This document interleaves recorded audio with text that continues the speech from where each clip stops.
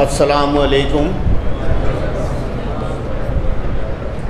دیکھیے، سبھی حاجی صاحبان کو ایک چیز تو یہ بتا دیں کہ صبح سے ویکسینیشن کے بارے میں بار بار سوالات آ رہے تھے، اور جب کہ یہ حج کمیٹی میں بھی اور یہاں بھی بتا دیا گیا تھا کہ 11 تاریخ سے ویکسینیشن لگنی شروع ہو جائیں گی۔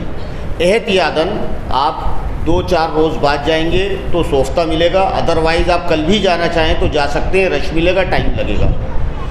دوسری چیز یہ، ویکسینیشن کے مطابق آپ کو ایک فوٹو ساتھ لے کر کے جانا ہے جو ویکسینیشن کارڈ کے اوپر لگے گا، اور اس کے اوپر باقاعدہ اسٹیمپ لگے گی۔ آدھی اسٹیمپ کارڈ پہ ہوگی، آدھے آپ کے فوٹو پہ ہوگی۔ ایک چیز یہ ہو گئی، ذرا دھیان سے اس بات کو سنیں۔ دوسری چیز یہ، جب ویکسینیشن آپ لگوا لیں، وہاں حج کمیٹی میں معلوم کر لیں۔ کبھی واٹس ایپ پہ ہم ایسا لگتا ہے ایک دوسرے سے سوال جواب کر رہے ہیں، ہم حج کمیٹی سے سوال جواب نہیں کر رہے ہیں، ہم ہی آپس میں سوال جواب کر رہے ہیں۔ حج کمیٹی سے جب آپ ویکسینیشن لگوا کے چلیں تو سبھی حاجی صاحبان اپنی پوری تسلی کر کے وہاں سے چلیں، وہاں معلوم کر لیں حج کمیٹی میں کہ یہ جو ہمیں اس پہ ویکسینیشن کارڈ کے اوپر اپنی بیماری کی ہسٹری یا دوائیں جو بھی لکھوانی ہیں وہ سرکاری ڈاکٹر سے لکھوانی ہیں، یا یہ جو محلہ کلینک بنے ہوئے ہیں یہاں کی بھی چل جائے گی، یا ڈسپینسری کی بھی چل جائے گی، یا پرائیویٹ ہمارے ڈاکٹر کی بھی چل جائے گی۔ یہ سب چیز وہاں سے معلوم کر کے چلیں۔ دوسری چیز، اب ہو سکے تو اپنے ساتھ اپنا جو دواؤں کا پرچہ ہے اپنے ڈاکٹر سے لکھوا کر کے چلیں۔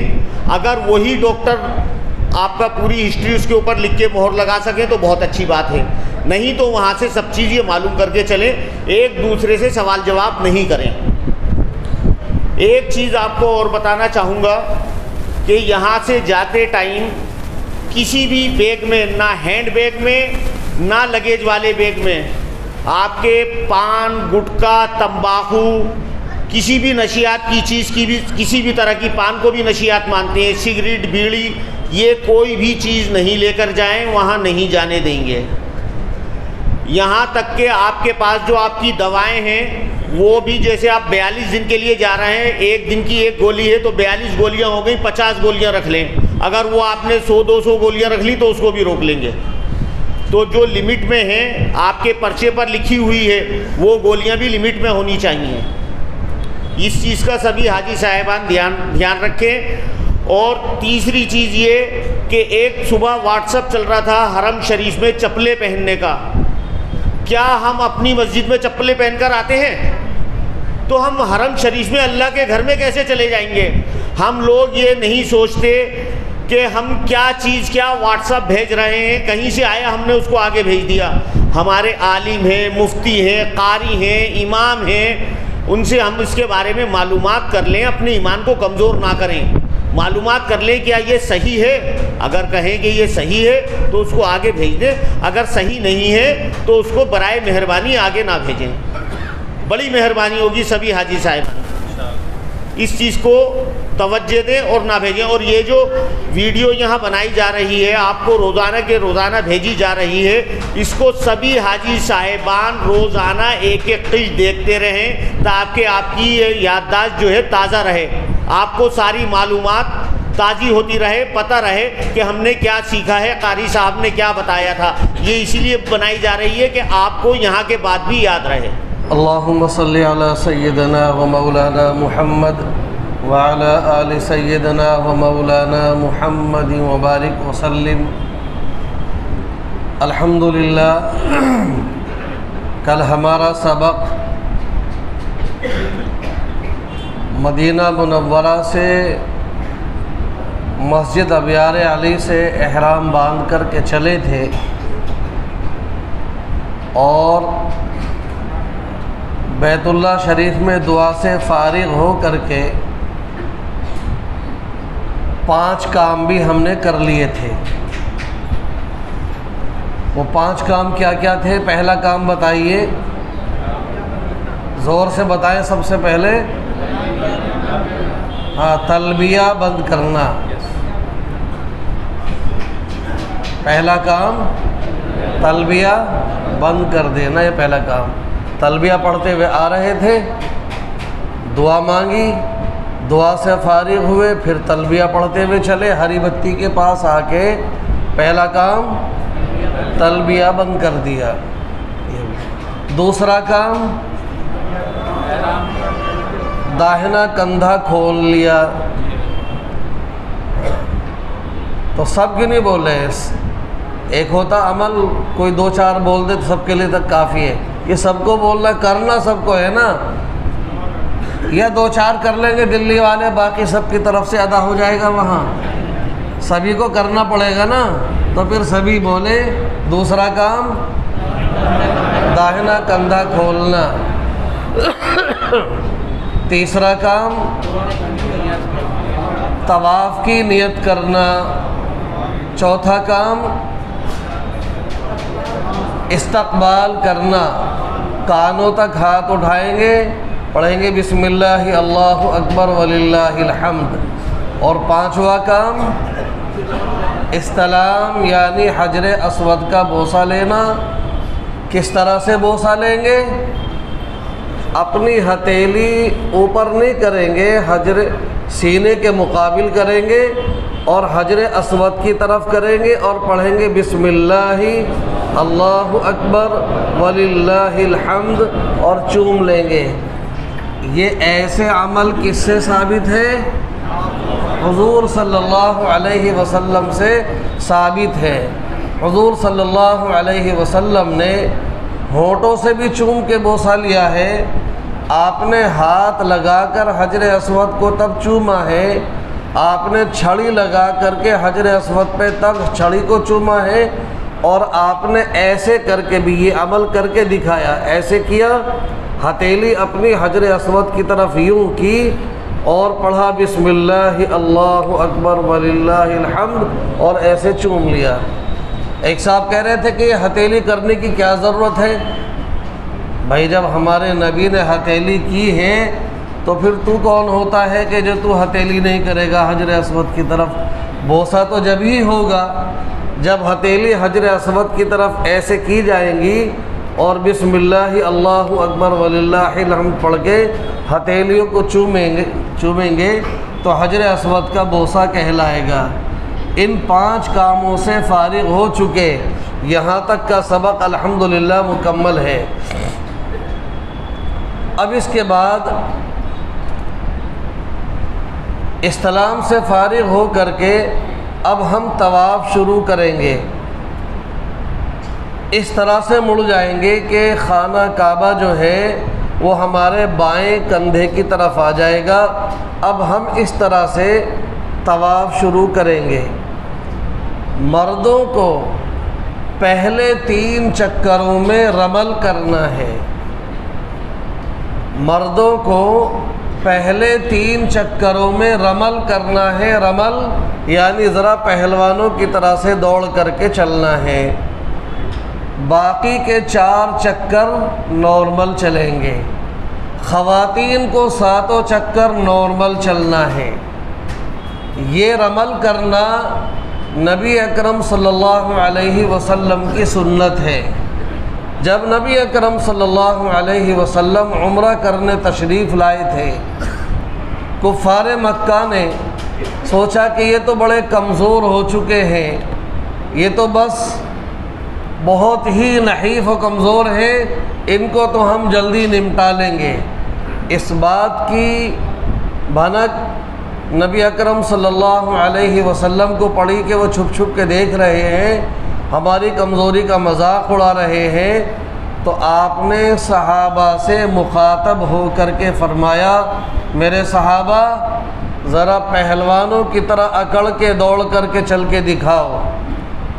تو یہ آپ کا حکم سنتے ہی جوان ہو یا بوڑھے، ہر صحابی نے جو اس طرح سے دوڑ کر کے چلنا شروع کیا، چونکہ نبی کی سنت ادا کی صحابہ نے، نبی کا حکم ہوا تو وہ عمل کیا بن گیا؟ سنت بن گیا۔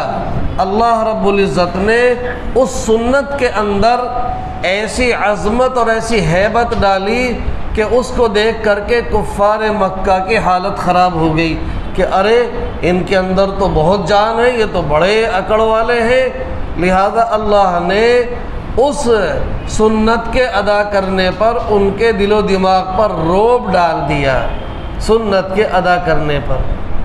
تو نبی اکرم صلی اللہ علیہ وسلم کی اس سنت کو جب صحابہ نے عمل میں وہ لائے تو اللہ نے ان کے دلوں میں ہیبت ڈال دی۔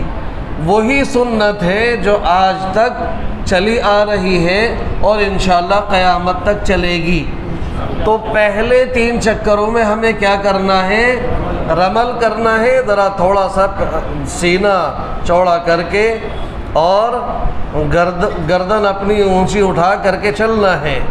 حالانکہ قرآن کریم نے ایسے چلنے کو منع کیا ہے، وَلَا تَمْشِ فِي الْأَرْضِ مَرَحًا، کہ زمین پہ اکڑ کے مت چلو، زمین پہ اکڑ کے مت چلو۔ عام طور سے منع کیا قرآن نے کہ تم جو اکڑ کے چلتے ہو گردن اونچی کر کے اور پیروں کو دھم دھم کر کے، تو اِنَّكَ لَن تَخْرِقَ الْأَرْضَ، اکڑ کے چلنے سے تم زمین کو پھاڑ نہیں سکتے، وَلَن تَبْلُغَ الْجِبَالَ طُولًا، پہاڑ سے اوپر پہنچ نہیں سکتے۔ تو اکڑ کے چلنے کو منع کیا ہے قرآن نے، حکم دیا ہے کہ عاجزی کے ساتھ انکساری کے ساتھ چلو، چاہے کتنے ہی بڑے ہو مگر زمین میں عاجزی انکساری کے ساتھ چلو۔ لیکن یہاں طواف کے دوران جو اکڑ کے چلنے کا حکم ہے وہ نبی اکرم صلی اللہ علیہ وسلم کا طریقہ، اس وقت کی سنت جو صحابہ نے عمل کیا تھا۔ تو آج تک اب کفار مکہ نہیں ہے، کوئی کافر دور تک نہیں ہے دیکھنے والا، مگر اس عمل کو ہمیں پھر بھی ادا کرنا ہے۔ تو طواف کے دوران پہلے 3 چکروں میں کیا کریں گے؟ رمل کریں گے، باقی کے 4 چکر نارمل چلیں گے۔ خواتین 7 چکر میں نارمل چلیں گی۔ اب اس کا طواف کا طریقہ، جب آپ طواف کے لیے چلے پہلے چکر کے لیے کیا کر کے چلے؟ استلام کر کے حجر اسود کا بوسہ لے کے چلے اور تیسرا کلمہ پڑھتے ہوئے چلیں گے، رکن یمانی سے، رکن حجر اسود سے اور رکن یمانی تک تیسرا کلمہ پڑھیں گے۔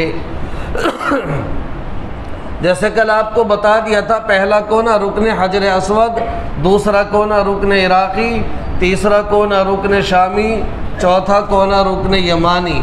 تو رکن حجر اسود سے اور رکن یمانی تک تیسرا کلمہ پڑھتے چلیں گے۔ رکن یمانی سے رکن حجر اسود تک پڑھیں گے ربنا آتنا فی الدنیا حسنہ وفی الآخرۃ حسنۃ وقنا عذاب النار وادخلنا الجنۃ مع الابرار یا عزیز یا غفار یا رب العالمین۔ انشاءاللہ کتاب میں یہ دعا لکھی ہوگی، آپ کو مل جائے گی، کتاب ہم تقسیم کریں گے، اس کتاب میں آپ دیکھ کر کے پڑھ سکتے ہیں۔ جب ایک چکر ہمارا ختم ہو جائے گا، پورا ہو جائے گا، تو ہمارے ہاتھ میں 7 دانے کی تسبیح ہوگی، وہ 7 دانے کی تسبیح میں سے ایک دانہ ہم کھینچ دیں گے کہ ایک چکر ہو گیا۔ اب رکن حجر اسود کی طرف پھر دوبارہ سے ہم اپنا سینہ اور چہرہ رکن حجر اسود کی طرف کریں گے اور پھر یہی عمل کریں گے، بسم اللہ اللہ اکبر وللہ الحمد، اور چوم کر کے پھر دوسرا چکر شروع کریں گے۔ تو پڑھیں گے کیا؟ پڑھنے کے اعتبار سے رکن حجر اسود سے رکن یمانی تک کیا پڑھنا ہے؟ تیسرا کلمہ۔ رکن یمانی سے رکن حجر اسود تک کیا پڑھنا ہے؟ ربنا آتنا پوری۔ اب دوسرا چکر پورا ہو گیا، دوسرا دانہ تسبیح کا کھینچ دیں گے، پھر اس کے بعد پھر اپنا سینہ چہرہ رکن حجر اسود کی طرف کریں گے، پھر وہی عمل بسم اللہ اللہ اکبر وللہ الحمد اور ہتھیلی چوم کر کے پھر اپنا چکر شروع کریں گے۔ اس طرح سے ہمیں ہر چکر کے پورا ہونے پر رکن حجر اسود کی طرف اپنا سینہ چہرہ کر کے استلام کرنا ہے۔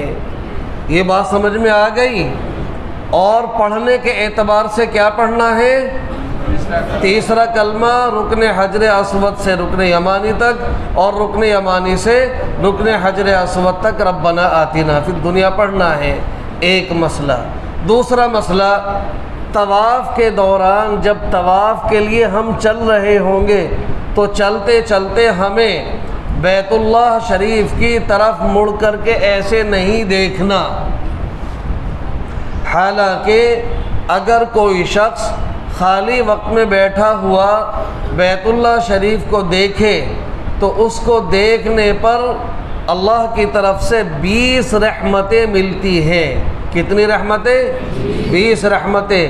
رحمت کے معنی سمجھ لیجئے کہ اللہ کی صرف ایک رحمت پوری دنیا اور دنیا کے اندر جتنی مخلوقات ہیں سب کے لیے ایک رحمت کافی ہے۔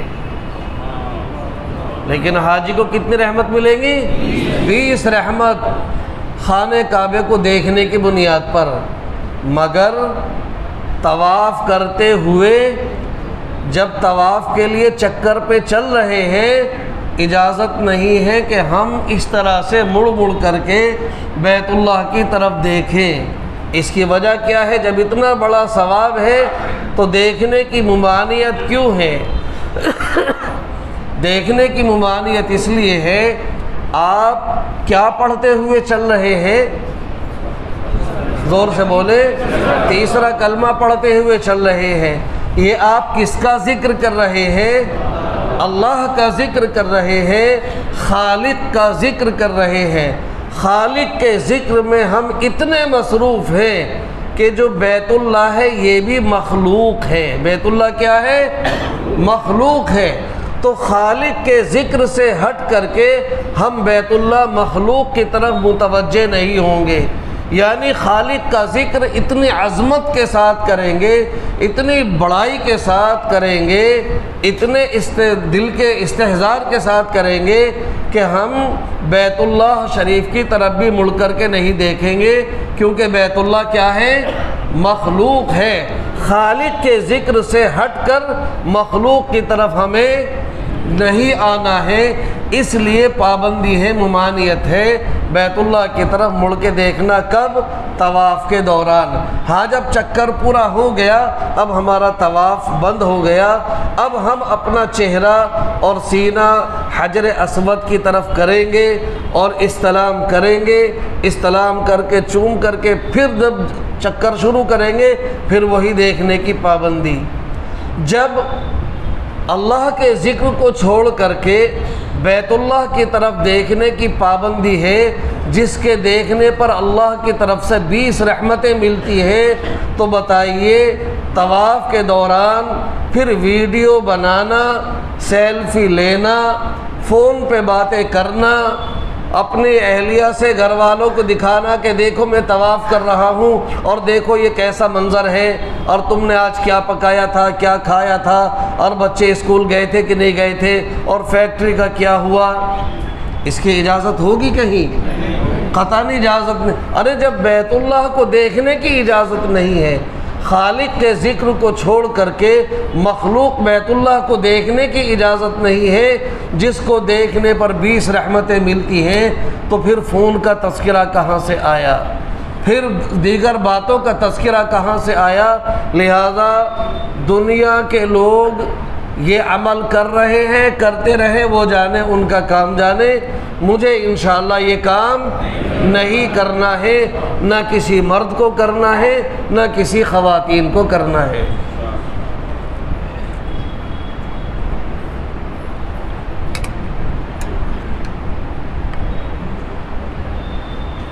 اب طواف کے دوران ایک مسئلہ ہے وضو کا۔ پورے طواف کے دوران باوضو رہنا ضروری ہے۔ اگر کسی کا وضو ٹوٹ گیا، اب اس میں دیکھیں گے اگر 4 چکر پورے ہونے سے پہلے وضو ٹوٹا تو پھر اس کے وہ سارے چکر ختم۔ مان لیجئے 3.25 ہی ہو پائے تھے، 4 پورے نہیں ہوئے تھے، وضو ٹوٹ گیا، اس کے وہ چکر ڈیلیٹ ہو گئے۔ اب وہ جا کر کے وضو کرے، بیت اللہ حرم میں ہی اندر ہی وہ وضو خانے بنے ہوئے 2-3 جگہ، وہاں جا کر کے وضو کر لے۔ وضو کر کے آ کے پہلے طواف کی نیت کریں گے، پھر استقبال کریں گے، پھر استلام کریں گے، استلام کر کے پہلے چکر سے اپنے طواف کا سلسلہ شروع کریں گے۔ یہ کب ہے؟ جب 4 چکر پورے ہونے سے پہلے وضو ٹوٹے۔ یہ بات سمجھ میں آ گئی؟ بہت اہم مسئلہ ہے یہ۔ بعض حضرات کا وضو ٹوٹ جاتا ہے، جلدی ٹوٹ جاتا ہے، تو وہ اس بات کا بھی دھیان رکھیں کہ اپنے وضو کو کنٹرول میں رکھیں، 4 چکر پورے ہونے سے پہلے احتیاط کریں۔ مثلا کسی کو استنجا کا تقاضا بھی ہو رہا ہے تو وہ ذرا 4 چکر کا انتظار کر لے، 4 چکر پورے کر کے پھر استنجا کرنے جا سکتا ہے۔ وہ اگر کسی کا وضو 4 چکر پورے ہونے کے بعد ٹوٹا ہے تو پھر اس کے جتنے بھی چکر جہاں تک ہوئے تھے وہ چکر باقی رہیں گے۔ اب ان کو کیا کرنا؟ وضو کرنا ہے، جا کے وضو کر کے نہ تو طواف کی نیت کرنی، نہ استقبال کرنا، نہ استلام کرنا، بلکہ جہاں سے وضو ٹوٹا تھا اس جگہ سے 2-4 قدم پیچھے سے اپنے طواف کو مکمل کر لے جتنا باقی رہ گیا تھا۔ مان لیجیے 5 چکر ہو گئے تھے یا 5.5 ہو گئے تھے، وضو ٹوٹ گیا، وضو کر کے آئے، بس نہ نیت ہے، نہ استقبال ہے، نہ استلام ہے، وہیں سے اپنے طواف کو پھر شروع کر دے اور جتنا طواف رہ گیا تھا اتنا طواف مکمل کر لے۔ یہ وضو کا مسئلہ ہے۔ وضو کا مسئلہ سمجھ میں آ گیا؟ اب آئیے، آپ جو طواف کر رہے ہیں، طواف کرنے میں مل کیا رہا ہے؟ رب کریم ہم کو عطا کیا کر رہا ہے؟ اللہ کی رحمت اور اس کی قدرت اور اس کی ہم سے محبت۔ وہ اگر ایک نیکی بھی نہ دے تو کوئی مسئلہ نہیں، ہم نے حکم پورا کر لیا، بات ختم۔ لیکن وہ اتنا بڑا کریم ہے کہ طواف کرنے میں 1 قدم اٹھا، 1 قدم پر 1 نیکی ملی اور 1 گناہ معاف ہو گیا۔ ارے سبحان اللہ تو کہہ دو بھائی۔ گناہ کی اصل میں کیا ہے؟ اب نیکی کرنے میں مزہ ہی نہیں آتا، گناہ سے نفرت ہی نہیں ہے۔ گناہ ایسی چیز ہے، ارے ہونے دو، کوئی بات نہیں، ہونے دو جتنا بھی۔ اگر یہ بات سمجھ میں آ جائے کہ گناہ معاف ہو جائیں گے تو آدمی ایک دم تڑپ اٹھے گا، سبحان اللہ، ایک دم کہے گا ارے میرے گناہ ہر قدم پر، طواف کے 7 چکروں میں لاکھوں قدم پڑیں گے تو ہر قدم پر 1 نیکی، اور وہ نیکی دلی والی نہیں ہے۔ وہ نیکی کون سی ہے؟ وہ حرم کی نیکی ہے۔ کون سی نیکی ہے؟ وہ حرم کی نیکی ہے۔ اور حرم کی نیکی، 1 نیکی کتنے کے برابر ہے؟ 1 لاکھ کے برابر ہے۔ ہمارے 1 لاکھ قدم پڑے تو ہر قدم پر 1 لاکھ نیکی۔ تو بھائی گھر پہ جا کے کمپیوٹر کھول کے حساب لگاتے رہیے گا، کل کو مجھے بتا دیجئے گا۔ تو ہر قدم پر اللہ کی طرف سے 1 نیکی ملے گی اور 1 گناہ معاف ہو جائے گا۔ اب اگر ہمارے لاکھوں قدم پڑے تو لاکھوں نیکیاں مل گئیں اور لاکھوں گناہ معاف ہو گئے۔ اللہ کی کیا کریمی ہے، کیا قدرت ہے، کیا محبت ہے۔ وہ کریم ہم کو بلا کر کے کیا کیا نواز رہا ہے۔ ہاں، لیکن ایک بات اور سمجھ لیجئے گا، گناہ کون سے معاف ہوں گے؟ گناہ 2 طرح کے ہیں۔ ایک ہے حقوق اللہ، اللہ کے حق، ہم سے اللہ کے حق ضائع ہوئے، اللہ کے شان میں ہم سے کچھ بے ادبی ہو گئی۔ بے ادبی کا مطلب جو حکم کرنا تھا وہ نہیں پورا کر سکے، ہم جو شریعت پر عمل کرنا چاہیے تھا اس طرح سے عمل نہیں کر پائے، وہ نافرمانی ہوئی، وہ اللہ کے حق میں ہوئی، اس نافرمانی کو اللہ معاف کرے گا۔ دوسرا ہے حقوق العباد۔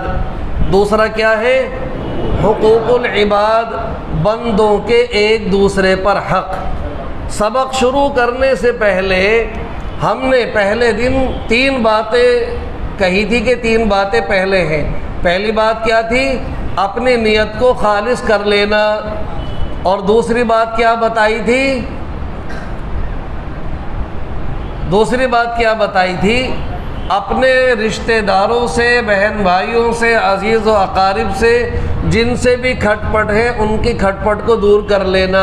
یہ دو باتیں بتائی تھی۔ تیسری بات ہم نے کہا تھا موقع ملنے پر کبھی یہ بتائیں گے، وہ آج موقع سمجھ لیجئے۔ تیسری بات ہے حقوق العباد۔ میں نے کسی کو ستایا تھا، اس سے معافی مانگ کے گیا۔ میں نے کسی کی پیمنٹ مار لی، اس کی پیمنٹ میں دے کے جاؤں۔ حج پہ جانے سے پہلے حاجی کے ذمے ضروری کیا ہے؟ جس کو گالی دے رکھی نا جا کے معافی مانگنا، تب حج کو جانا۔ جس کے تھپڑ مار رکھا ہے اس سے معافی مانگنا، تب جا کر کے حج کو جانا۔ جس کے پیسے مار رکھے نا، پیسے کسی سے سامان لیا تھا پیسے نہیں دیے، اس کے پیسے دو پھر حج کو جاؤ۔ کسی کی زمین ہڑپ رکھی تھی، اس کی زمین واپس کرو پھر جاؤ حج کو۔ کسی کا پلاٹ دبا رکھا تھا، کسی کی دکان قبضہ کر رکھی تھی، وہ پلاٹ اور دکان اس کی واپس کرو پھر حج کو جاؤ۔ اگر ہم نے بات سمجھ لیجیے اچھی طرح سے، یہ بات اللہ نہ کرے کہ آپ حضرات میں سے کوئی ایسا ہو، لیکن یقیناً ضرور کوئی نہ کوئی ہوگا، اور وہ جو ہوگا اور جو ہے وہ چاہے مردوں میں ہو وہ چاہے خواتین میں ہو، بجائے ان باتوں کا برا ماننے کے لیے کہ امام صاحب بھی کیا لے کے بیٹھ گئے، بجائے اس کا برا ماننے کے امام صاحب کا پہلے تو شکریہ ادا کریں کہ ہم کو حدیث رسول سنا دی اور ہماری آنکھیں کھول لی، اور پھر اس پر عمل کریں۔ پہلے تو میں کہہ رہا اللہ کرے کہ کوئی نہ ہو مرد و خواتین میں سے، مگر میں کہتا ہوں یقیناً ضرور کوئی نہ کوئی مردوں میں بھی ہوگا، خواتین میں بھی ہوگی۔ اگر ہم کسی کی پیمنٹ ہمارے ذمے تھی، کسی کا پیسہ دینا تھا ہمیں، ہم دے کے نہیں گئے، نہ اس سے معافی مانگی نہ مہلت مانگی۔ بھئی دینے کے دو طریقے ہیں، ایک تو یہ ہے کہ کسی کے 2 لاکھ میرے ذمے تھے، یا تو میں 2 لاکھ دے دوں، یا پھر کہوں بھائی دیکھو 2 لاکھ ہے تمہارے، کہ ہاں کہ ٹھیک ہے میں تو حج کو جا رہا ہوں، میں واپس آ کے انشاءاللہ دوں گا جب تک کی مہلت۔ وہ کہے گا تم اگر وہیں مر گئے، کہ تم میں اگر مر گیا تو حافظ دانش ہے، یہ میرے بدلے یہ دیں گے۔ اب حافظ دانش سے بھی پہلے میری سیٹنگ ہوگی، تبھی تو اچانک تھوڑی لے لیں گے ذمہ داری۔ جب حافظ دانش کا اور میرا معاملہ بھی کچھ ایسا ہوگا کہ کچھ نہ کچھ انتظام ہوگا ان کا میرا، تبھی یہ ذمہ داری لیں گے۔ یا تو وہ دے کر کے جائے، یا کہے کہ دیکھو بھائی میں آ کے دوں گا، ابھی میرے پاس گنجائش نہیں ہے، میں آ کے دوں گا، اور اگر میں وہی قبول ہو گیا، وہی میرا انتقال ہو گیا، تو پھر یہ فلاں صاحب ہے، یہ میرے بھائی ہیں، میرے چچا ہیں، میرے خالو ہیں، میرے ابا ہیں، میرے فلاں ہیں، یہ دیں گے۔ اور وہ کہہ دے کہ ہاں 3 آدمیوں کے سامنے گواہی بھی لیں، لکھ کر کے لے کے، ہاں ویسی جھوٹ موٹ نہیں، گواہوں کے سامنے وہ اقرار کرے، لکھ کے دے کہ ہاں میں دوں گا، تب تو معافی ہے۔ لیکن نہ دے کے گیا، نہ کسی کے ذمے کر کے گیا، تو بیت اللہ کے کتنے ہی چکر کاٹتا رہے، کوئی نیکی ویکی نہیں ملے گی۔ سن لو اچھی طرح سے، 4 لاکھ روپے خرچ کر کے جانے والوں سن لو، 40 دن 45 دن وہاں لگانے والے سن لو، اگر کسی کا حق اپنے ذمے لے کے گئے ہیں، آپ کے لیے بیت اللہ کا دروازہ کھول دیا جائے اور آپ کو بیت اللہ کے اندر 24 گھنٹے کے لیے بند کر دیا جائے، رو رو کر کے اتنے آنسو بہا دے کہ بیت اللہ سے باہر آنسو نکلے، ذرہ برابر بھی معافی نہیں ہوگی۔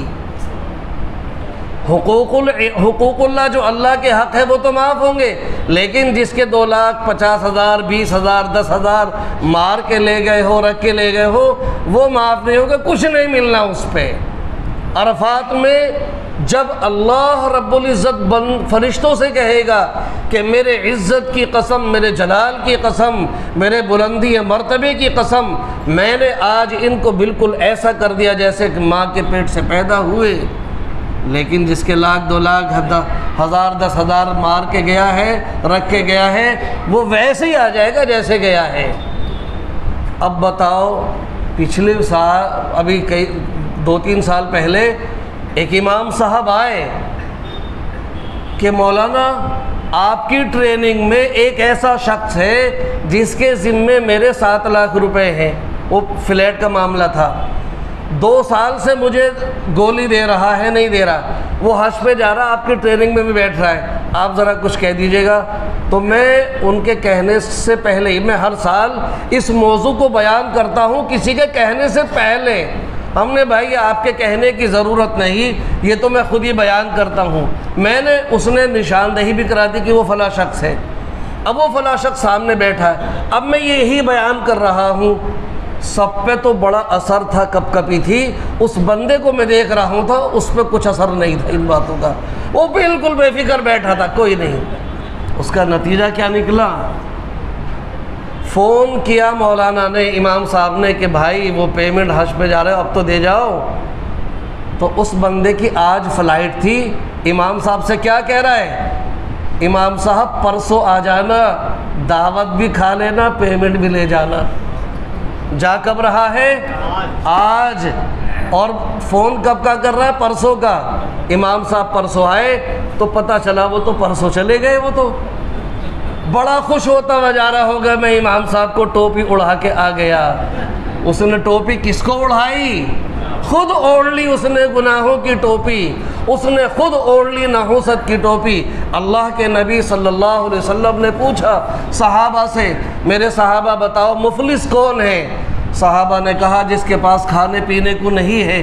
آپ نے فرمایا مفلس وہ نہیں ہے، میری امت کا مفلس وہ ہے جو دنیا سے بے شمار نمازیں، بے شمار تہجد، بے شمار ہزار کی تسبیح، اشراق، چاشت، توابین اور حج پہ حج، عمرے پہ عمرے لے کے گیا، لیکن کسی کو گالی دی، کسی کو تھپڑ مارا، کسی کی زمین دبائی، کسی کا پلاٹ ہڑپ لیا، کسی کی پیمنٹ ہڑپ لی، تو سارے وہاں کھڑے ہو جائیں گے۔ اب سارے مطالبے والے کھڑے ہوں گے۔ میں قصہ نہیں سنا رہا ہوں، حدیث رسول سنا رہا ہوں، نبی کا فرمان سنا رہا ہوں۔ اگر ذرہ برابر بھی ایمان ہے تو پیمنٹ مار کے جانے والوں اور پیمنٹ مار کے جانے والیوں، سمجھ لینا، حدیث رسول سن لو، وہ حقدار آئیں گے اور حقدار آ کے کہیں گے اس پہ میرا اتنا بنتا ہے۔ کہا کہ ٹھیک ہے، اتنی نمازیں دے دو اس کو۔ دوسرا آئے گا میرا اتنا بنتا ہے، اتنے روزے دے دو۔ تیسرا آئے گا اس کے بدلے اس کا حج دے دو، یہ عمرہ دے دو، یہ چاش دے دو، یہ تہجد دے دو، یہ ہزار کی جو تسبیح پڑھتا تھا نا، یہ ساری تسبیح دے دو۔ اب کہا کہ وہ اعمال سارے ختم، نیکیاں ساری ختم، اور اب یہ حقدار کھڑے ہیں، اب حقداروں کے گناہ اس پہ لادے جائیں گے، اس حق کے بدلے اتنا گناہ، اس حق کے بدلے اتنا گناہ۔ پتہ چلا نیکیاں بہت لے کے گیا تھا لیکن بندوں کے حق مار کے گیا تھا، اس لیے گناہوں کے بوجھ کو لے کر کے جہنم میں پھینک دیا گیا، اب جلتا رہے اس میں۔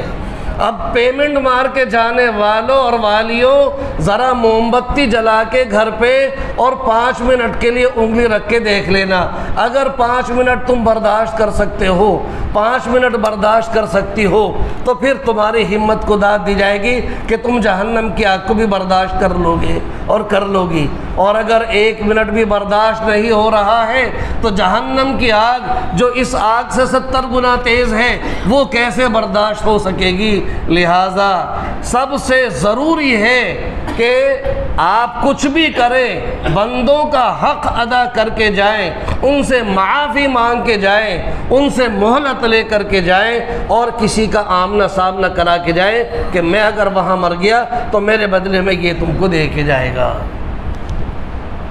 جب اس طرح سے آپ کر کے جائیں گے تب ہر قدم پہ ایک نیکی طواف کرتے ہوئے ملے گی اور ایک گناہ معاف ہوگا، ایک قدم، ہر قدم پہ ایک نیکی ملے گی۔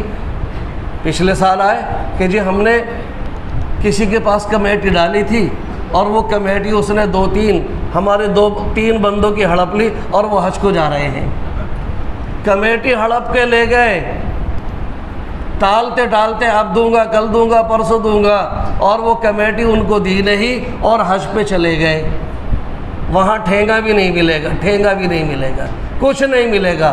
ہاں اتنا ہوگا کہ تمہارا حج فرض ادا ہو جائے گا، بس باقی کچھ نہیں ملے گا، جیسے گئے ویسے آ جائیں گے، بلکہ اور گناہ لے کر کے آئیں گے۔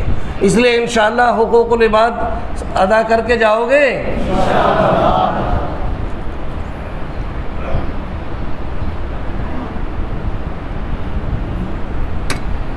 یہ اتنا کڑوا موضوع ہے، یہ اتنا کڑوا موضوع ہے، جیسے پھوڑا پکتا ہوا اس پر انگلی رکھ دی جائے تو چیخ نکلتی ہے۔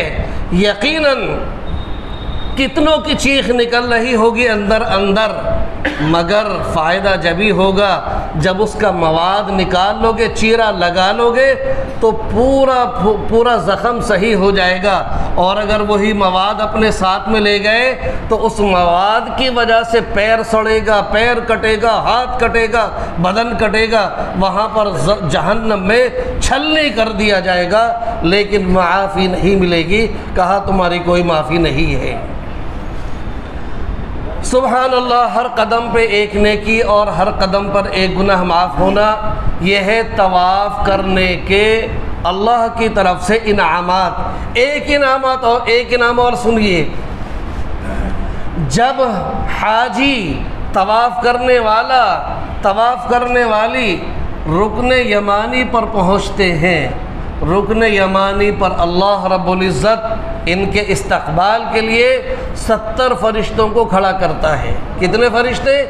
70 فرشتے۔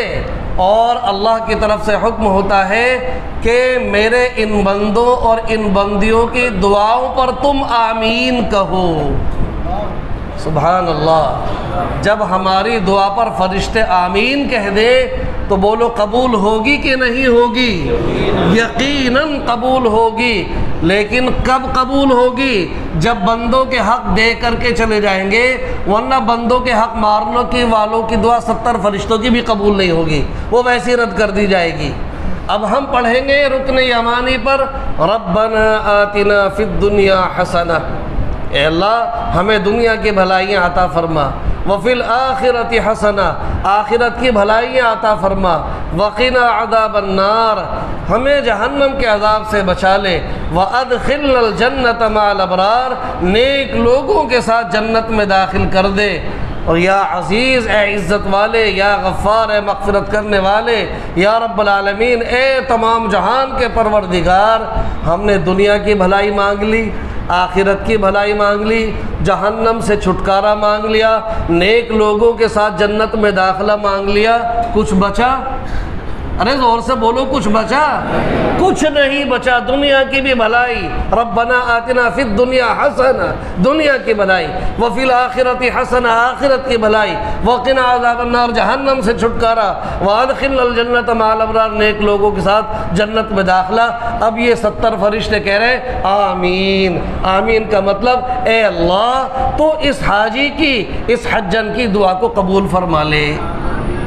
اس لیے ہر مرتبہ یہاں آ کر کے رکن حجر اسود سے رکن یمانی تک تیسرا کلمہ پڑھنا ہے، اللہ کی پاکی، اللہ کی بڑائی، اللہ کی عظمت، اور رکن یمانی سے رکن حجر اسود تک ربنا آتنا فی الدنیا۔ اب یہاں سے وہاں تک کتنی مرتبہ پڑھیں گے؟ ہر مرتبہ فرشتے آمین کہیں گے۔ اس لیے فرشتوں کی آمین کو لینے کے لیے ہمیں حقوق العباد کو پوری طرح سے کلیئر کر کے جانا ہے، لوگوں کی پیمنٹیں دے کر کے جانا ہے۔ اللہ تمام حضرات کے اس عمل کو قبول فرما لے۔ تو اب طواف کا پورا طریقہ آپ نے سمجھ لیا، باقی انشاءاللہ کل طواف کر کے بھی دکھا دیں گے۔ اب آپ آئیے، میں سبق کو آپ کو دہراتا ہوں اس طرح سے کہ آپ بیت اللہ کے قریب آئے، آپ نے دعا مانگی، دعا سے فارغ ہو کر کے تلبیہ پڑھتے ہوئے چلے ہری بتی کی طرف۔ آ کر کے پہلا کام کیا کریں گے؟ بس وہاں تک بولے، پہلا کام کیا کریں گے؟ تلبیہ بند کر دیں گے، لبیک اللہم لبیک پڑھنا بند کر دیں گے، ایک کام۔ دوسرا کام کیا کریں گے؟ داہنا کندھا کھول لیں گے۔ چونکہ یہ کل کرنا ہے، میں بار بار اس لیے کہلا رہا ہوں کہ کل آپ کو پریکٹیکل کرنا ہے، کل کو آپ نہ پھنس جائیں، اس لیے آج میں آپ کو اچھی طرح سے رواں کرا رہا ہوں۔ احرام کل لے کر کے آئیں، دوسرا کام تلبیہ وہ کندھا کھول لینا، تیسرا کام کیا ہے؟ طواف کی نیت کرنا۔ دیکھو ابھی سبق کچا ہے بہت ساروں کا، چند آوازیں آ رہی ہیں، اس بات سے پتہ چل رہا ہے کہ سبق کچا ہے۔ اگر سبق پکا ہو تو وہاں تک بولے۔ چلو پھر ثبوت دو۔ پہلا کام یہ تھوڑا پتہ لگا ہے۔ دوسرا کام کندھا کھولنا، تیسرا کام نیت کرنا، چوتھا کام استقبال کرنا۔ کریے، کانوں تک ہاتھ اٹھائیں گے، پڑھیے بسم اللہ اللہ اکبر وللہ الحمد، ہاتھ چھوڑ دیں گے۔ یہ چوتھا کام ہے استقبال۔ اس کے بعد پھر ہتھیلی کہاں پر رکھیں گے؟ سینے کے برابر۔ دیکھو سینے کے برابر کیوں کرنی ہے، اس کی بھی حکمت سمجھ لو۔ جب ہم کھڑے ہوں گے حجر اسود اتنی اونچائی پہ ہے ہمارے سینے کے برابر۔ لوگ اتنا بھی اٹھاتے یوں کرتے بسم اللہ اللہ اکبر، کوئی ایک ہاتھ اٹھاتا، کوئی دو ہاتھ، ایک اٹھا لو یا دونوں اٹھا لو، بات برابر ہے، دو میں زیادہ فضیلت ہے۔ اتنا اٹھانے کی ضرورت نہیں ہے کیونکہ حجر اسود اتنی اوپر تھوڑی ہے ٹنگا ہوا۔ حجر اسود تو اتنی اونچائی پہ ہے جتنے پہ ہمارا سینہ ہوتا ہے، بس اتنا ہے، اتنا اونچا ہے۔ اب سوال یہ ہوگا کہ میرے آگے 50 آدمی ہیں تو حجر اسود کہاں دیکھ لے گا؟ میرے ہاتھوں کو حجر اسود کیسے دیکھے گا؟ اس کی فکر مت کرو۔ وہ رب کریم جو ایک ہی وقت میں 18,000 مخلوقات کی، کوئی عربی میں، کوئی فارسی میں، کوئی ہندی میں، کوئی اردو میں، کوئی کسی زبان میں بول رہا ہے، سب کی سن بھی رہا ہے، سب کی سمجھ بھی رہا ہے، تو وہ رب کریم اس حجر اسود کو اتنی قدرت کیوں نہیں دے سکتا کہ آپ 1 کے آگے ہوں یا 10 کے آگے ہوں یا 50 کے آگے ہوں یا 100 کے پیچھے ہوں، آپ کی ہتھیلی کو حجر اسود کو اللہ تبارک و تعالیٰ دکھا دے گا۔ اور حدیث میں ہے کہ اللہ رب العزت حجر اسود کو قیامت کے دن آنکھیں دے گا، اللہ رب العزت حجر اسود کو زبان دے گا۔ وہ حجر اسود کل قیامت کے دن اپنے استلام کرنے والوں کو پہچان کر کے کہے گا، رب کریم اپنی زبان سے سفارش کرے گا، اس نے میرا استلام کیا تھا تو اس کی مغفرت فرما دے۔ تو آپ کتنی ہی پیچھے ہوں لیکن اللہ اس حجر اسود کو دکھا دے گا۔ اور حجر اسود یہ پتھر کہاں دنیا کا ہے یا ہندوستان کا ہے یا سعودی عرب کا، کہاں کا ہے؟ جنت کا پتھر ہے۔ یہ 2 پتھر جنت سے آئے تھے۔ کہاں سے آئے تھے؟ ایک حجر اسود اور دوسرا مقام ابراہیم۔ یہ 2 پتھر جو آج کل جہاں بادشاہ کا محل ہے، صفا مروہ کے برابر میں ایک بادشاہ کا محل ہے جو مہمان خانہ ہے، وہ اس پہاڑ پر ہے۔ اس پہاڑ کا نام ہے جبل ابو قبیس۔ دنیا کی سب سے پہلی جگہ زمین جو ابھری تھی، یہاں سے ابھری تھی جہاں بیت اللہ شریف نصب ہے۔ سب سے پہلے دنیا میں پانی پانی تھا چاروں طرف۔ زمین ایک بلبلے کی شکل میں کہاں سے اٹھی تھی پہلے؟ جہاں پر بیت اللہ ہے، اور یہاں سے پوری طرح سے پھیلتی چلی گئی۔ آج سائنسداں بھی اس بات کو ماننے پر مجبور ہے کہ بیت اللہ پوری دنیا کا سینٹر ہے۔ تو سب سے پہلی زمین یہاں سے ابھری، اور پھر اس زمین چونکہ پانی پہ تھی، اس طرح سے ہل رہی تھی، اس کو مسخر کرنے کے لیے اللہ تبارک و تعالیٰ نے پوری دنیا میں پہاڑوں کا سلسلہ قائم فرمایا۔ تو سب سے پہلا پہاڑ جو تھا وہی ہے جہاں بادشاہ کا محل ہے، جبل ابو قبیس۔ جبل ابو قبیس کے دامن میں یہ 2 پتھر رکھے ہوئے تھے جنت کے آئے ہوئے۔ حضرت جبرائیل علیہ السلام نے حضرت ابراہیم علیہ السلام کو بتایا تھا کہ آپ وہاں سے وہ پتھر اٹھا کے لائیے، اس پہ کھڑے ہو کر کے آپ بیت اللہ کی تعمیر کیجئے اور اس کو یہاں پر نصب کر دیجئے۔ تو اتنے عظیم پتھر ہیں، یہ جنت کے پتھر ہیں، واپس جنت میں چلے جائیں گے۔ تو انشاءاللہ جب ہم بار بار طواف کریں گے، بار بار استلام کریں گے، تو حجر اسود قیامت کے دن ہم کو پہچانے گا بھی اور اپنی زبان سے سفارش بھی کرے گا، رب کریم تو اس کی مغفرت فرما دے۔ دیکھو ہم طواف کر رہے ہیں، کیا کیا اللہ کی طرف سے نوازشیں، ہر قدم پہ نیکی مل رہی، گناہ معاف ہو رہا ہے، رکن یمانی پر 70 فرشتے آمین کہہ رہے ہیں اور بار بار حجر اسود کا استلام کرنے کی وجہ سے حجر اسود ہمارے لیے گواہی دینے والا بن رہا ہے۔ تو ہماری عظمتوں کا کیا پوچھنا، ہماری رفعتوں کا کیا پوچھنا، اللہ نے بلایا ہے دینے کے لیے۔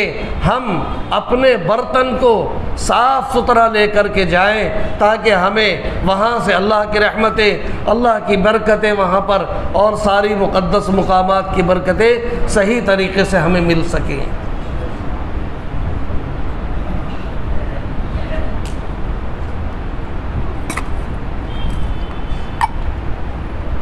تو استلام کرنے کے بعد اب ہم نے طواف شروع کیا، یہ سبق دہرایا جا رہا، متوجہ ہو کر کے جواب دینا سب کو۔ 5 کام کر لیے، 5 کام سے فارغ ہو کر کے اب ہم گھوم گئے الٹے ہاتھ پہ، اب ہم نے طواف شروع کیا۔ پہلے 3 چکروں میں کیا کریں گے؟ رمل کریں گے، جو کل آپ کر کے دکھائیں گے انشاءاللہ۔ رکن حجر اسود سے رکن یمانی تک کیا پڑھیں گے؟ تیسرا کلمہ پڑھیں گے۔ رکن یمانی سے رکن حجر اسود تک ربنا آتنا پڑھیں گے۔ دوران طواف بیت اللہ کو دیکھیں گے؟ نہیں دیکھیں گے۔ دوران طواف سیلفی لیں گے؟ ویڈیو بنائیں گے؟ موبائل کو ٹچ بھی مت کرنا، موبائل کو ہاتھ مت لگانا، موبائل پہ باتیں بھی مت کرنا، طواف کے وقت سوئچ آف کر دینا تاکہ بات نہ کرے۔ اللہ کے ذکر میں اتنا ہم مصروف ہو جائیں کہ طواف کرنے کا مزہ آ جائے۔ جو اللہ کے نبی صلی اللہ علیہ وسلم نے فرمایا کہ حج مبرور کا بدلہ جنت سے کم نہیں ہے، اور حج مبرور کب ملے گا؟ جب ہم حج کو پورے فرائض و آداب کے ساتھ، فرائض و واجبات ادا کر کے، پورے آداب کی رعایت کر کے جب حج ادا کریں گے، عمرہ ادا کریں گے، تب یہ فضیلت ہم کو حاصل ہو جائے گی۔ اگر ہم نے نہ فرائض کا دھیان کیا، نہ واجبات کا، نہ وہاں کے آداب کا لحاظ رکھا، تو پھر ہمیں کچھ نہیں ملے گا۔ یہاں تک کہ جیسے زاہد بھائی نے کہا کہ بہت سارے حضرات چپل پہن کے جو ہیں وہ طواف کرتے، بھائی اگر کسی کے پیر میں کوئی پرابلم ہے، وہ حالت احرام میں نہیں ہے، تو چمڑے کے موزے بھی ملتے ہیں، چمڑے کے موزے پہن لے، کپڑے کے موزے موٹے والے پہن لے تاکہ اس کو طواف کرنے میں دشواری نہ ہو۔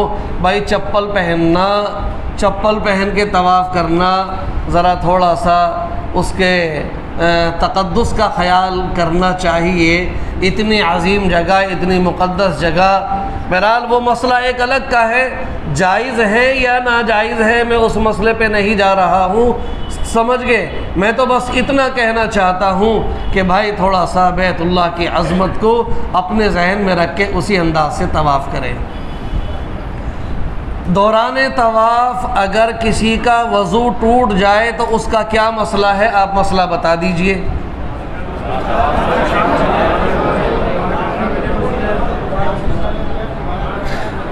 ماشاءاللہ یاد ہو گیا سبق۔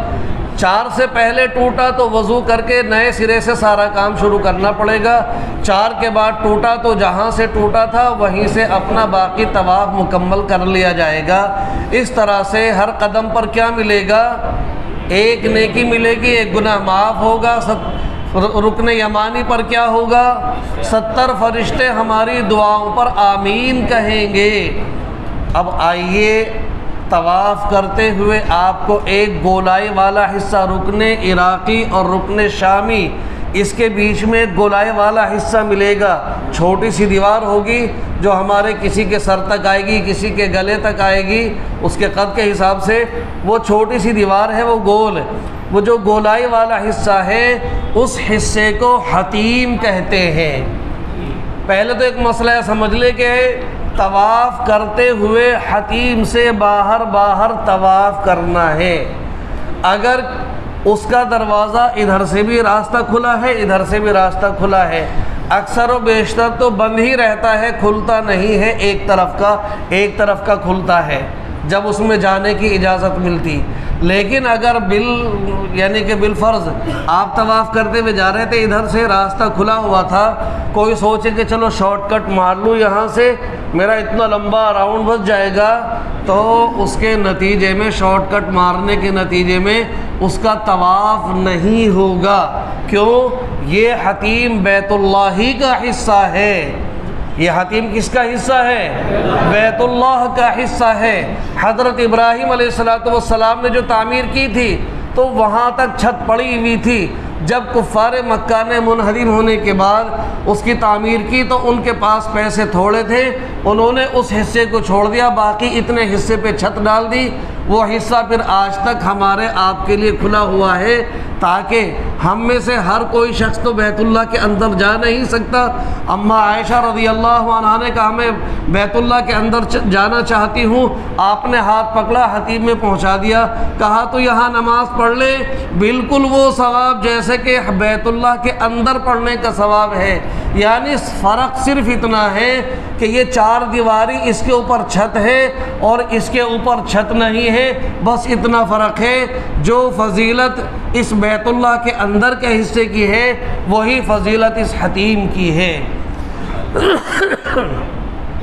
تو لہذا اس حتیم سے باہر باہر طواف کریں گے، اور جب اللہ تعالیٰ موقع عنایت فرمائے گا اور وہاں جانے کی اجازت مل رہی ہوگی تو پھر کسی وقت میں لائن لگا کے موقع نکال کر کے حتیم میں پہنچے اور حتیم میں جا کر کے بھی نماز پڑھے، تو بالکل فضیلت اور ثواب ایسا ہی آپ کو حاصل ہو جائے گا جیسے کہ آپ نے بیت اللہ شریف کے اندر نماز پڑھ لی ہو۔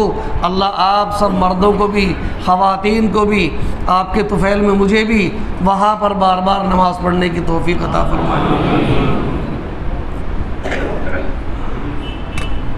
اچھا دعا تو کرو گے نا میرے لیے انشاءاللہ؟ ہاں، بلکہ ہمارے جتنے بھی، میں بار بار اس بات کو کہتا ہوں، ہر مقام پر دعا کریں، جتنے بھی اس عظیم پروگرام کو وجود میں لانے کے لیے محنت کر رہے ہیں ان کے لیے بھی، اور ہماری جو مسجد کمیٹی والے انہوں نے یہاں پر بڑے کھلے دل کے ساتھ یہاں پر ہمیں بیٹھنے کے لیے اجازت دی ہے، ان سارے جتنے بھی ذمہ دار ہیں ان سب کے لیے بھی، اور ہمارے دوست احباب خاندان والوں کے لیے دعا کریں گے ہر مقامات پر۔ میں آپ سے درخواست اس لیے لگوا رہا ہوں، میری بس ایک طلب ہوتی ہے کہ اللہ تبارک و تعالیٰ مجھے وہاں پر ایسا انتظام کر دے کہ میں وہاں پہنچ جاؤں، تاکہ وہاں بھی جا کے عزیزیہ کی مختلف بلڈنگوں میں اسی طرح سے تربیتی پروگرام وہاں پر کر سکوں، جو الحمدللہ ہر سال میں کرتا ہوں انشاءاللہ۔ بہت سے پوچھتے ہیں مجھ سے آپ کا ارادہ ہے؟ میں بے ارادہ رہتا ہی نہیں ہوں، میں بے ارادہ رہتا کب ہوں؟ ارادہ پورا ہے، اللہ انتظام کر دے گا، حاجیوں کی دعا سن لے گا، انشاءاللہ پہنچوں گا، حج بھی کروں گا، اور حج سے پہلے تربیت بھی دوں گا انشاءاللہ۔ ہمارے بھائی اس میں خدام میں سارے آگے، آپ بھی آگے، ہمارے زاہد بھائی کے لیے خصوصاً دعا کر لیجئے گا۔ چلیے اب الحمدللہ ہمارا یہ عمل مکمل ہوا طواف کا، جو عمرے کا تیسرا فرض تھا۔ عمرے کا تیسرا یا چوتھا؟ ارے زور سے بتاؤ، طواف کرنا عمرے کا تیسرا فرض ہے یا چوتھا؟ بھائی مزہ نہیں آ رہا، زور سے۔ تیسرا؟ ہاں بھائی، دو ہی تو فرض ہے، دو فرض ہے۔ پہلا فرض کیا ہے؟ پہلا فرض ہے طواف و احرام۔ پہلا فرض کیا ہے؟ احرام۔ عمرے کا دوسرا فرض کیا ہے؟ طواف۔ یہ طواف دوسرا فرض آپ نے ادا کر لیا، طواف سے فارغ ہو گئے۔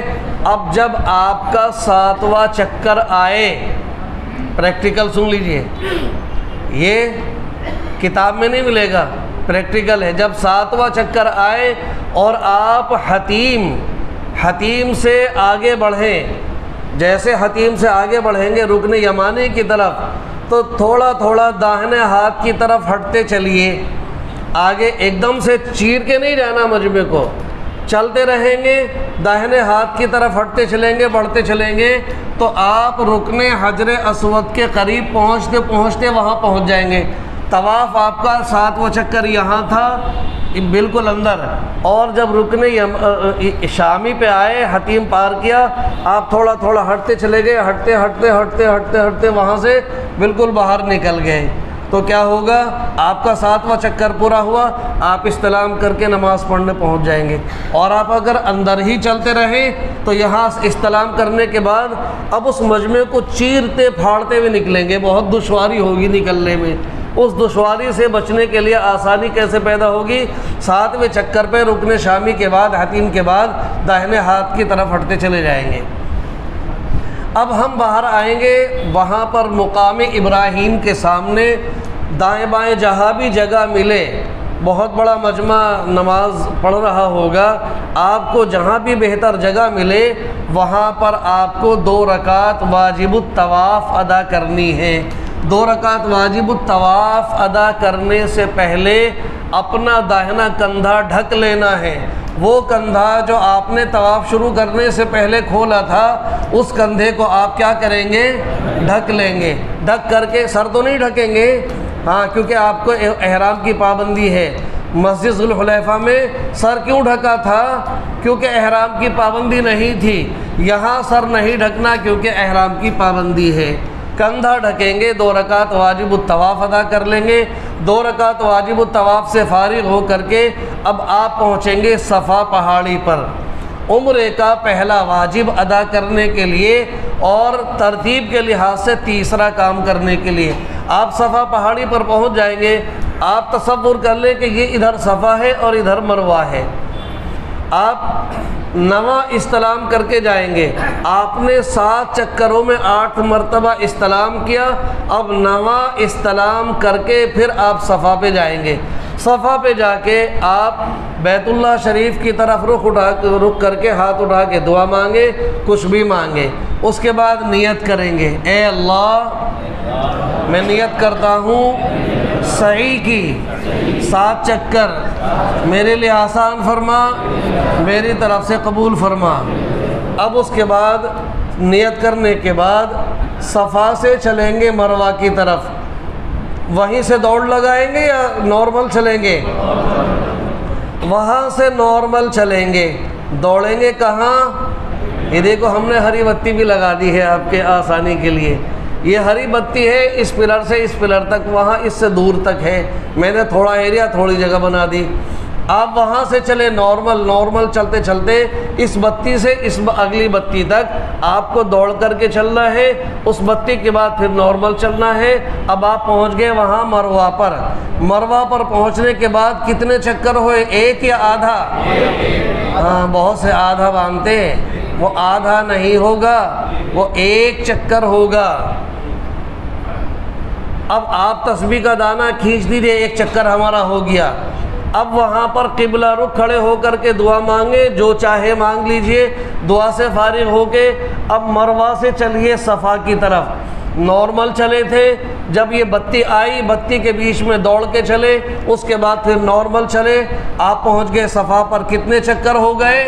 2 چکر ہو گئے۔ اس طرح سے آپ کو چکر لگانے ہیں۔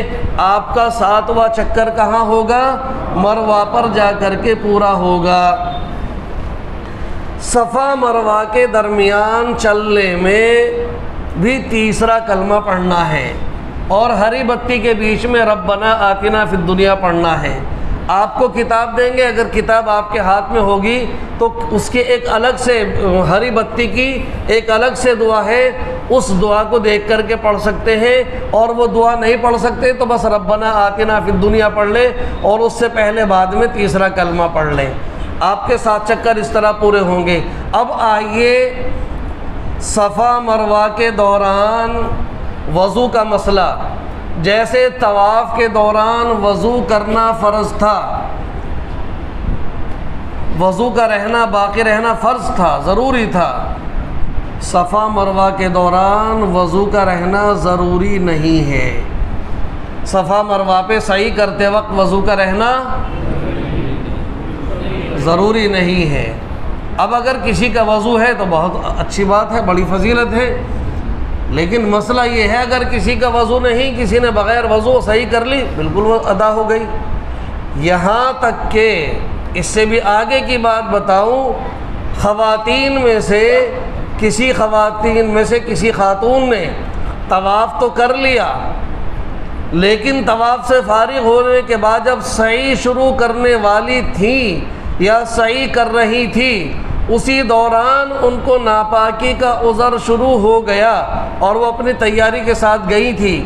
عذر شروع ہونے کے باوجود اسی حالت میں وہ اپنا سعی کا عمل جاری رکھیں گی، یہ ان کا ناپاکی کا عذر بھی سعی کرنے میں رکاوٹ نہیں بنے گا۔ سمجھ گئے؟ ہاں، تو اس لیے دوران سعی وضو رہنا ضروری نہیں ہے، لیکن یہ بھی نہیں کہ کوئی وضو تھا اس کو توڑیں پھر صحیح کریں، ایسا بھی نہیں ہے۔ میں یہ نہیں کہہ رہا ہوں کہ وضو توڑنا پھر صحیح کرنا، بھائی وضو ہے تو بڑی اچھی بات ہے، عمل بڑا مقدس ہوگا، بہت اچھا ہوگا۔ یہ وہ ہے وضو نہیں ہے اور ہمت بھی نہیں پڑ رہی باہر جانے کی وضو کرنے کی، ایسے ہی کر لیا، یا وضو تو تھا، ایک دو چکر کے بعد وضو ٹوٹ گیا، ہمت نہیں ہو رہی، ویسے ہی تھکے ہوئے ہیں اور ایسے ہی اپنی سعی کر لی، تو اس میں کوئی حرج کی بات نہیں ہے، ان کی سعی کا عمل مکمل ہو جائے گا۔ آپ نے صفا سے شروع کیا پہلا چکر اور 7واں چکر آپ کا مروہ پر ختم ہو جائے گا۔ مروہ پہ ختم ہونے کے بعد دعا سے فارغ ہونے کے بعد اب اگر باوضو ہے اور کوئی مکروہ وقت نہیں ہے، کسی نماز کا وقت نہیں ہے، تو شکرانے کے 2 رکعت نفل ادا کر لیں۔ طواف کے بعد 2 رکعت پڑھنا کیا ہے؟ واجب ہے، ضروری ہے۔ البتہ اگر عصر مغرب کے بیچ میں آپ طواف کر رہے ہیں تو اس میں آپ وہ 2 رکعت نہیں ادا کریں گے، ان 2 رکعت کو ایک طواف کیا تو 2 رکعت، 2 طواف کیے اسی بیچ میں تو 4 رکعت مغرب کی نماز کے بعد ادا کریں گے۔ اسی طرح سے مغرب وہ فجر کی نماز پڑھنے سے لے کر کے اور صبح اشراق کے وقت تک آپ اس بیچ میں طواف کر رہے ہیں، ایک طواف کیا تو اس کی 2 رکعت، 2 طواف کیے تو 4 رکعت اشراق کے وقت میں پڑھیں گے۔ تو 2 طواف کے بعد 2 رکعت کا پڑھنا کیا ہے؟ ہر طواف کے بعد 2 رکعت پڑھنا کیا ہے؟ واجب ہے۔ اور سعی کرنے کے بعد 2 رکعت پڑھنا کیا ہے؟ نفل ہے، موقع ملا پڑھ لی، نہ پڑھی تو کوئی حرج کی بات نہیں ہے۔ چلیے ایک واجب الحمدللہ آپ کا ادا ہو گیا۔ اب اس کے بعد دوسرا واجب ہے جو کہ نمبر کے اعتبار سے چوتھا عمل ہے، وہ چوتھا عمل ہے سر پہ اس طرح پھروانا مردوں کو اور خواتین کو اپنے بال کٹوانا۔ اب مردوں کا تو نارمل مسئلہ ہے، مرد جائیں باہر حلاقہ پہ اور نائی کی دکان پہ جا کے اس طرح پھروا لیں۔ خواتین اپنے کمرے میں آئیں، اپنے کمرے میں آ کر کے آپس میں کیا کریں؟ پہلے اپنے سر کے بالوں کے 3 حصے بنا لیں، ایک حصہ پیچھے کی طرف، ایک داہنی طرف، ایک بائیں طرف، اور ہر حصے میں سے ایک ایک پوروا بال کاٹ لیں۔ اتنا جو ایک پوروا ہوتا نا، یہ پوروا، ایک ایک پوروا بال کاٹ لیں، ادھر سائیڈ سے بھی، ادھر سائیڈ سے بھی، پیچھے سے بھی۔ وجہ 3 طرف سے کیوں کرا رہا ہوں؟ خواتین کے مردوں کے بال اتنے کٹنا ضروری ہے جن کی جڑیں 1/4 سر پر پھیلی ہوں۔ اب جو لاسٹ میں چٹیا پہ سے اتنی سی وہ پکڑیں گے ایک پوروا، وہ جب انہیں کریں گے نا یہاں سے چھوٹتے چلے جائیں گے، ہاتھ میں آیا بس اتنا سا، ان کی جڑیں 1/4 سر پر نہیں پھیلی ہے۔ ایک حصہ ادھر سے پکڑا اور اس میں سے ایک پوروا بال کاٹ دیا، اس میں سے بھی 70% گئے، کل 30% ہاتھ میں آئے۔ ادھر سے پکڑا اور ادھر سے کاٹ دیا، اس میں سے بھی 70% نکل گئے، 30% ہی ہاتھ میں آئے۔ تینوں حصے میں سے کل 25-30% ہاتھ میں آئیں گے تو چوتھائی سر سے زیادہ پر ان کی جڑیں پھیلی ہوں گی۔ اس طرح سے خواتین کو بال کاٹنے ہیں۔ خواتین جو مروہ پر بہت سارے کچھ خواتین قینچی لے کے کھڑی رہتی ہیں، وہ کسی کے ذرا سے یہاں سے رواں کاٹ دے، کسی کے ذرا سا کہہ دے بس جاؤ تمہارا کام ہو گیا، اس عمل کو معتبر مت سمجھنا، ان سے مت کٹوانا۔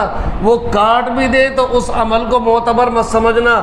اپنے کمرے میں آ کے بالوں کے 3 حصے بنا کے ہر حصے میں سے ایک ایک پوروا بال کاٹنا ہے۔ اب الحمدللہ ان 4 کاموں کے بعد آپ کا عمرہ اللہ کے فضل و کرم سے مکمل ہو گیا۔ اب آپ غسل کر کے نئے کپڑے پہنے اور خوشبو لگائے، نہاتے وقت صابن لگائیں، آپ اب بالکل آپ کے اوپر سے احرام کی پابندی ختم ہو چکی ہے۔ اب ہمارا یہ عمرہ تو آج مکمل ہو چکا ہے، عمرہ مکمل ہو چکا۔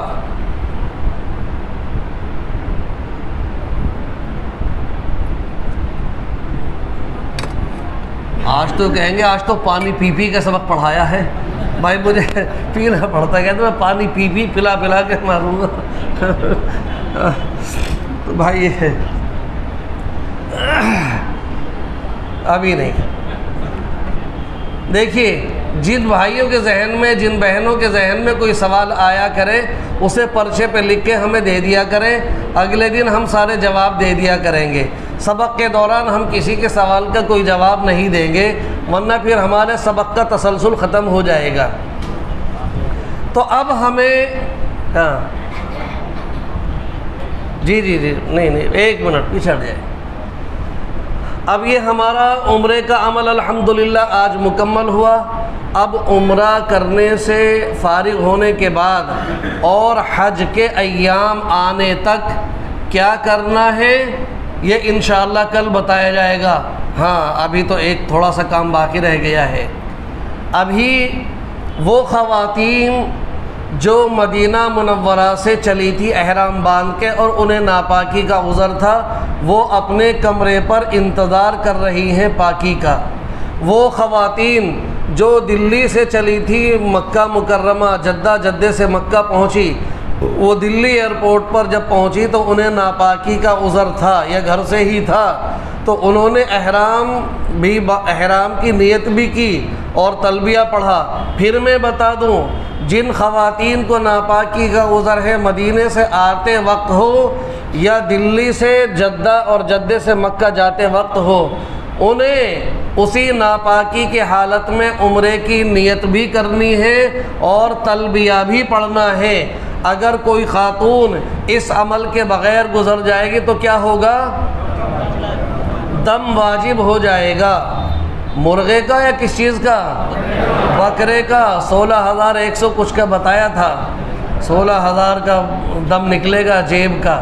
ہاں تو اس لیے اس دم سے بچنے کے لیے خواتین اس عمل کو کریں۔ چلیے اب وہ اپنے کمرے میں انتظار کر رہی تھیں، وہ 1 دن کے بعد، 2 دن کے بعد، 3 دن کے بعد، جتنے دن بعد بھی ان کا عذر ختم ہوا۔ اب وہ کیا کریں گی؟ وہ غسل کریں گی، پاکی حاصل کرنے والا غسل کریں گی۔ اس غسل کے کرنے میں انہیں نہ صابن لگانا ہے نہ شیمپو لگانا ہے، کان کھول کر کے سن لے، بس پاکی حاصل کرنی ہے۔ جو وضو کے جو غسل کے فرض ہیں، منہ بھر کے کلی کرنا، ناک کی نرم ہڈی تک پانی پہنچانا اور پورے بدن پر اس طرح سے پانی بہانا کہ ایک بال برابر کوئی جگہ سوکھی نہ رہ جائے، بس اس طرح سے غسل کرنا ہے۔ بالوں کو بھی نہیں رگڑنا ہے، بدن کو بھی نہیں رگڑنا ہے، بس پانی بہا لینا ہے تاکہ پاکی حاصل ہو جائے۔ اس کے بعد اب پاکی ہو گئی، کپڑے تبدیل کر لیے، اب اپنے حاجی صاحب کے ساتھ جائیں یا جو بھی محرم ہے ان کے ساتھ جائیں، اور وہ حاجی صاحب جیسے انہوں نے اپنا عمرہ کیا تھا سیم اسی طرح سے ان کو بھی عمل کرا دیں۔ اب یہ دہرانے کی ضرورت تو نہیں کہ ایسے کرنا ویسے کرنا، جیسے اب تک بتایا ہے، کل بھی بتایا تھا آج بتایا، ویسے ہی ان کو عمرہ کرا دے اور بال کٹا کر کے ان کے احرام کھول دے، ان کے احرام کی پابندی ختم۔ جب وہ مکے سے یا مدینے سے آئیں اور اپنے کمرے پر تھیں. اسی طرح سے وہ دلی سے گئیں، مکہ جانا تھا، وہ اپنے کمرے پر انتظار میں تھی. جب تک انہیں کرنا کیا ہے، نمازیں تو ان کے اوپر سے معاف ہے، نمازیں نہیں پڑھنی، بس ان کا عمل ہے لبیک اللہم لبیک، اس کو پڑھتے رہنا. اور جو احرام کی پابندیاں ہیں ان پابندیوں میں مستقل رہنا، بس ان کا اتنا عمل ہے. ان پابندیوں کا لحاظ رکھیں، اور جب وہ پاکی حاصل ہو جائے تو فوراً حاجی صاحب ان کو لے جا کر کے اور ان کا عمرہ ادا کرا دیں. تو جو ہم نے عمرہ کیا ہے آج، اس میں کتنے فرض ہیں؟ اتنے ہلکے نہیں مانوں گا میں، اور زور سے بولیے. ہاں یہ ہے کام. کتنے واجب ہیں؟ ٹوٹل کام کتنے ہیں؟ پہلا کام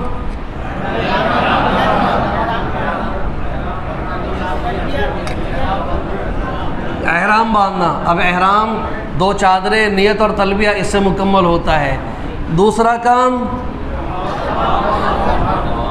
تیسرا کام صحیح کرنا، چوتھا کام سر کے بال منڈوانا، کتروانا.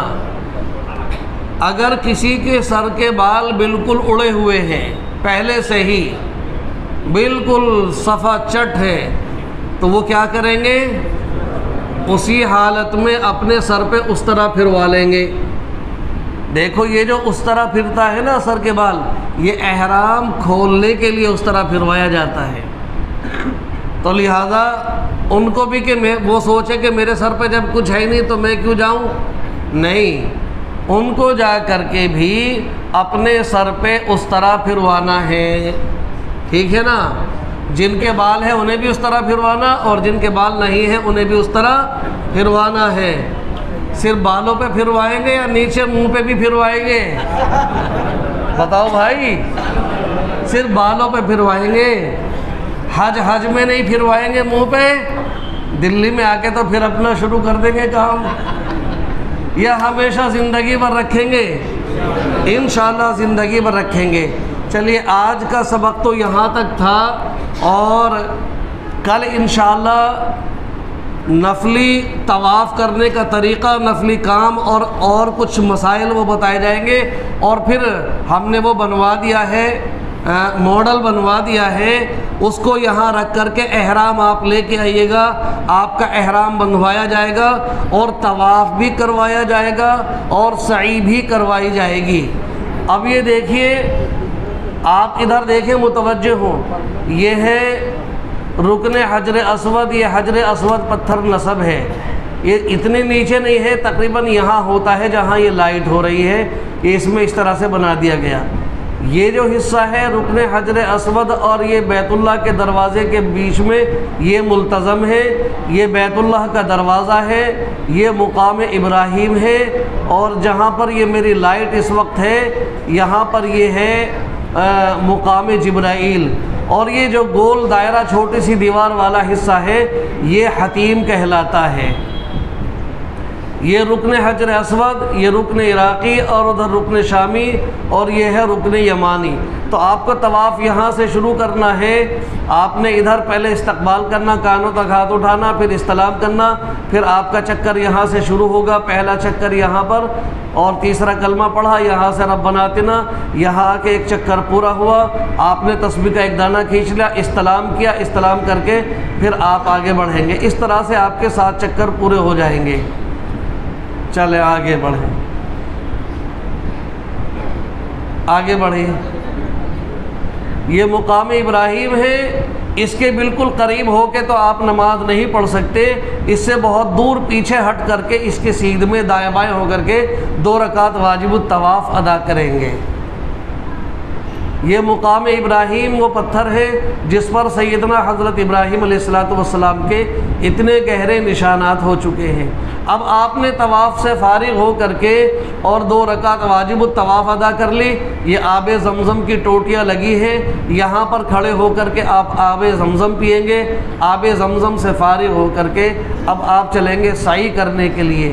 یہ دروازہ ہے۔ جب آپ مقام ابراہیم سے آگے چلیں گے تو یہ دروازہ آئے گا، اس پہ لکھا ہوگا سعی گراؤنڈ فلور کی طرف۔ اس گیٹ سے آپ چلیں گے اور یہاں پر آ جائیں گے آپ صفا پہاڑی پر۔ یہ صفا پہاڑی ہے، یہاں پر کھڑے ہو کر کے آپ نیت کریں گے، اے اللہ میں صحیح کی نیت کرتا ہوں، میرے لیے آسان فرما، میری طرف سے قبول فرما۔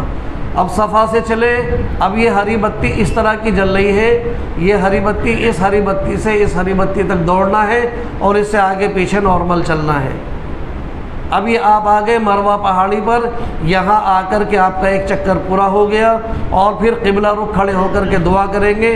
دعا سے فارغ ہو کر کے اب آپ واپس صفا پہ آئیں گے۔ صفا پہ آ گئے، 7 چکر پورے ہونے کے بعد اب آپ کے سر کے بال یہ منڈ جائیں گے۔ ایک چیز بتانی رہ گئی تھی کہ بیٹھ جائیے ویکسینیشن کے لیے۔ ویکسینیشن کے مطابق جب ویکسینیشن کے لیے آپ لوگ جائیں گے تو جو آپ نے 5 ٹیسٹ کرائے تھے یا 3 ٹیسٹ کرائے تھے، جو بھی کرائے تھے، جس میں شوگر ٹیسٹ تھا، چیسٹ تھا، ECG تھی اور ٹیسٹ تھے، وہ رپورٹیں آپ ساتھ لے کر کے جائیے گا وہاں پر، چاہے جس کا وہ دیکھ رہا ہے اور نہیں بھی دیکھ رہا ہے۔ کبھی کبھی مجھ سے کہہ دے یار ہمارا تو دیکھا نہیں، خامخواہ دیکھ دیا، تو جس مرضی کا وہ دیکھ بھی رہے اور نہیں بھی دیکھ رہا ہے تو وہ رپورٹیں ساتھ لے کر کے جائیے گا۔